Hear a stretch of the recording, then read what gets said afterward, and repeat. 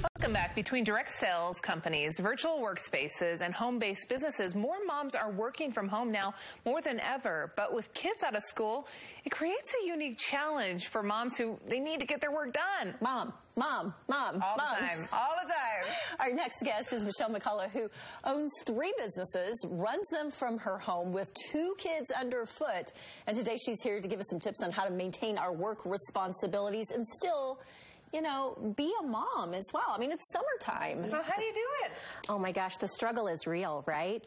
For 9 months of the year, I totally have it. And then when my kids are home, all things go out the window.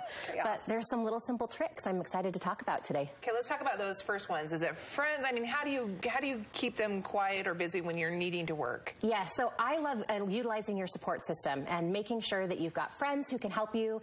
And if you're in a trade with them, or if there's something else that they need that you can do, find ways within your own support network to get the support that you need for some of those important things. Not to mention your husband, too. Yes, ask for help. We like to be independent lasses, but sometimes it's good to just get the help you need. Do you try to approach another working mom to do that, or how do you do that? Yes, that's been my favorite. If there's another working mom in your area, it's really great to trade with them because they have the same needs. But even still, other moms need breaks, too. So give that mom down the street who may not work an opportunity for you to take their kids sometime so they're willing to take your kids, and she needs that break too, even if she's not working. That's so true. You're not getting a break. The kids are at home and you have this really important business meeting, phone call or Skype or what have you. How do you keep the kids quiet so you can actually conduct business? Okay, so I have a couple of tricks for this that I love, and one that I just learned and I wished I had. My kids are older now, 7 and 9, so it's really easy for me to kind of establish work hours with them or save screen time for them. But if you have younger kids, it can be harder. They don't understand the clock and they just want mom all the time.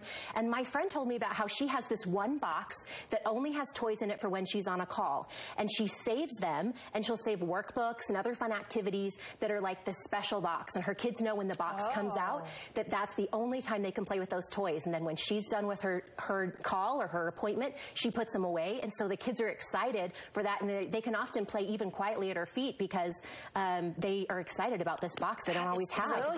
Brand new toy. Right. We do that when we go on airline flights. You pull out the new toys and then they're fascinated. I like that idea. Okay, we all know we can lay out the best plans possible. We have the backup, we've got the box, but when things are just going haywire, what do you do in that panic moment? Yeah, absolutely. Always plan for the plan B. And life often looks messy. So with my clients where I feel like it's appropriate, I will tell them in advance, my kids are asleep or my kids are gone, but something might happen in advance. If it's super important, sometimes pre-telling clients or even bosses is really valuable. At other times, always have a backup. So if you're good with the box and the toys, maybe save screen time for that time or come up with something else. Know in the back of your mind what's the worst thing that could happen and plan for it. But know that life sometimes is messy, and it doesn't mean that it's wrong or bad that you're working from home. It just means that you just need to plan and have a couple of tools in your back pocket so that you're ready. Plan B, plan C, D and Z. And you're right. It may help, just to be honest, because I'm sure the person on the other end of that phone is like, hey, listen, yeah, I've got kids. I know exactly where you're at. And, you know, that brings you a little bit closer. So some great tips. Where can we go to get more information? Okay, so I set up a special page just for people who are watching today at speakmichelle.com/KSL. And I've got an extra 13 pages of tips of how to make it happen at home and in life. So if anyone's interested, they can go and find that there. And there's some other free resources available, too. Great information. I love the box idea, the special box idea. Thanks for doing my work for us. Yeah, sure. Thank you.